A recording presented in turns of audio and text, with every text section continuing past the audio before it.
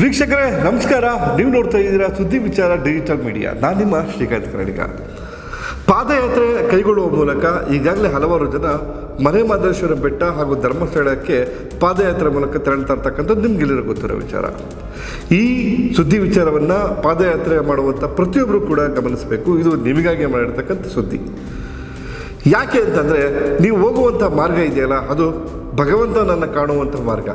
ಭಗವಂತ ಪ್ರಕೃತಿಯ ನಡುವೆ ಇರತಕ್ಕಂಥದ್ದು ನಿಮಗೆಲ್ಲರೂ ಗೊತ್ತಿರೋ ವಿಚಾರ. 77 ಮಲೆಯ ಒಡೆಯ ಅಂತ ನಾವು ಮಲೆಮಹದೇಶ್ವರನ ಕರಿತೀವಿ. ಹಾಗೆ ಪ್ರಕೃತಿಯ ಮಡಿಲಲ್ಲಿ ಇರ್ತಕ್ಕಂಥ ಮಂಜುನಾಥನ ದರ್ಶನ ಮಾಡಬೇಕು ಅಂತ ಆತುರಿತಾ ಇರ್ತೀವಿ.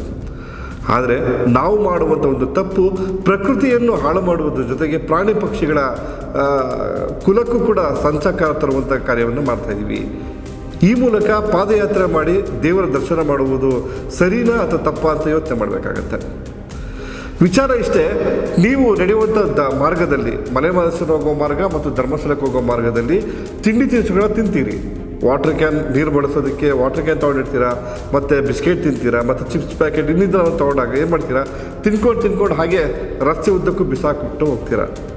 ಇದನ್ನು ದಯವಿಟ್ಟು ಮಾಡೋಕ್ಕೆ ಹೋಗಬೇಡಿ. ಯಾಕೆ ಅಂತಂದರೆ, ಧರ್ಮಸ್ಥಳಕ್ಕೆ ಹೋಗುವಂಥ ಪಾದಯಾತ್ರೆಗಳಿಗೆ ಬೇರು ಭೂಮಿಯ ಒಂದು ತಂಡ ರಸ್ತೆ ಉದ್ದಗಲಕ್ಕೂ ಡಸ್ಟ್ಬಿನ್, ಅಂದರೆ ಕಸವನ್ನು ಎಸೆಯೋದಕ್ಕೆ ಡಸ್ಟ್ಬಿನ್ಗಳನ್ನ ಒಂದು ಚೀಲವಾಗಿ ಮಡಗಿದರೆ ದಯವಿಟ್ಟು ಅದರಲ್ಲಿ ಹಾಕಿ.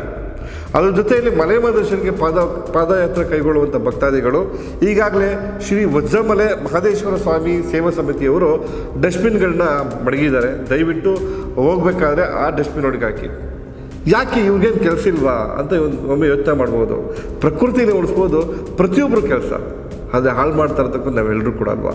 ಅದರಿಂದ ದಯವಿಟ್ಟು ಇವರ ಒಂದು ಕೆಲಸಕ್ಕೆ ಒಂದು ಬೆಲೆಯನ್ನು ನೀಡಿ ಅಂತ ಹೇಳ್ತಾ, ನೀವು ಹೋಗುವಂಥ ಮಾರ್ಗದಲ್ಲಿ ಎಲ್ಲೂ ಕೂಡ ಕಸವನ್ನು ಎಸೆಯದೆ ಅವರು ಡಸ್ಟ್ಬಿನ್ ಎಲ್ಲಿ ಬೇಡ ದಯವಿಟ್ಟು ಅಲ್ಲಾಕಿ, ಅಥವಾ ಡಸ್ಟ್ಬಿನ್ ಎಲ್ಲಿ ಕಾಣುತ್ತೆ ಅಲ್ಲಾಕಿ ಅಂತ ಹೇಳ್ತಾ, ಕಾಡಿನ ಅಂಚಿನಲ್ಲಿ ಮತ್ತು ಕಾಡಿನ ಪ್ರದೇಶಗಳಲ್ಲಿ ಪ್ಲಾಸ್ಟಿಕ್ ಮತ್ತು ಇನ್ನಿತರ ವಸ್ತುಗಳನ್ನ ಎಸೆಯಬೇಡಿ.